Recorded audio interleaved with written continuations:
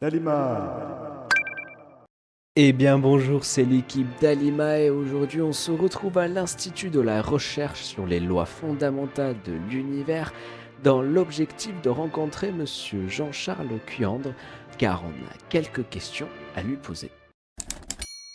Bonjour, je suis Jean-Charles Cuyandre, astronome au département d'astrophysique du CEA IRFU-Saclay. Je suis un spécialiste de ce qu'on appelle l'imagerie grand champ à haute résolution angulaire. Qu'est-ce que ça veut dire? Ça veut dire capturer des grandes zones du ciel avec des appareils panoramiques digitaux extrêmement précis et qui nous permettent de voir en grand détail le cosmos.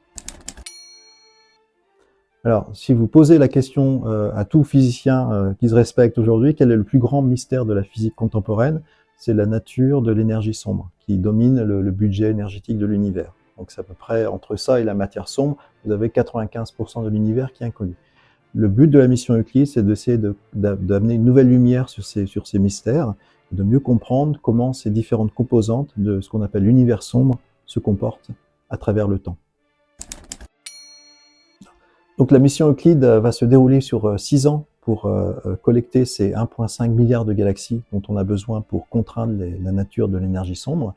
Et ça, il faut le planifier à la seconde près. Donc un de mes rôles, ça a été de contribuer avec une équipe à planifier l'ensemble de ce relevé spatial. Le second rôle, c'est de compléter les observations spatiales par des observations du sol complémentaires, critiques à la mission. Et ça m'a amené à monter une collaboration internationale, de nouveau avec d'autres collègues, avec le Japon, le Canada, les Américains, et pour finalement arriver à observer l'ensemble du ciel qui sera observé par Euclide depuis les 2 hémisphères de notre Terre. Et donc l'idée a été de développer très tôt un programme, ce qu'on appelle de première lumière, qui illustrerait les capacités de Euclide à capturer le cosmos comme jamais avant. Et donc, moi, j'ai été approché comme spécialiste d'imagerie grand champ pour les aider à réaliser ce plan. Et ça incluait faire de très belles images du ciel, comme ce que vous voyez derrière, avec la tête de cheval. Et puis, par ailleurs, de produire des éléments de données exploitables scientifiquement qui permettent de produire des premiers résultats, dont notamment sur l'amas de Persée, avec lequel je travaille avec mon étudiante Maëlie Mondelin. Euclide a été lancé en juillet 2023 et le souhait de l'Agence spatiale européenne, c'était de partager avec le reste du monde les premières images dès novembre.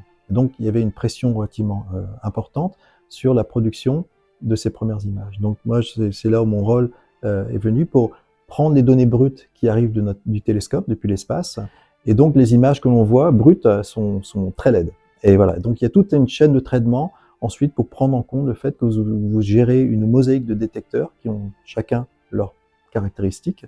Donc il faut savoir uniformiser de telle façon que vous arriviez au final à une image composite de différents pointés qui vous donne une image du ciel telle qu'elle serait si vous n'aviez pas une caméra mosaïque. Et donc on voit sur ces images qu'on y arrive et que l'image paraît relativement propre. On est encore à une étape avant la mise en couleur, et là, on fait appel au rôle multibande, comme on dit, des télescopes, et donc on observe dans l'optique avec Euclide, et également dans le proche infrarouge. Et donc pour faire une image RGB, il nous faut 3 bandes différentes, sachant qu'Euclide en a 4, donc j'ai eu le choix entre 3 sur les 4, et donc les 3 que j'ai choisis donnent une palette de couleurs très spécifique à Euclide. Donc quand on regarde la tête de cheval, le fait qu'on voit du bleu, c'est de l'hydrogène ionisé. Si on voit du rouge, c'est de la diffusion de lumière stellaire par des poussières dans le nuage moléculaire. Il y a toute une interprétation directe, physique, réelle de ces images. Donc, il y a 12 ans, on a eu le feu vert pour construire Euclide par l'industrie et puis les instruments.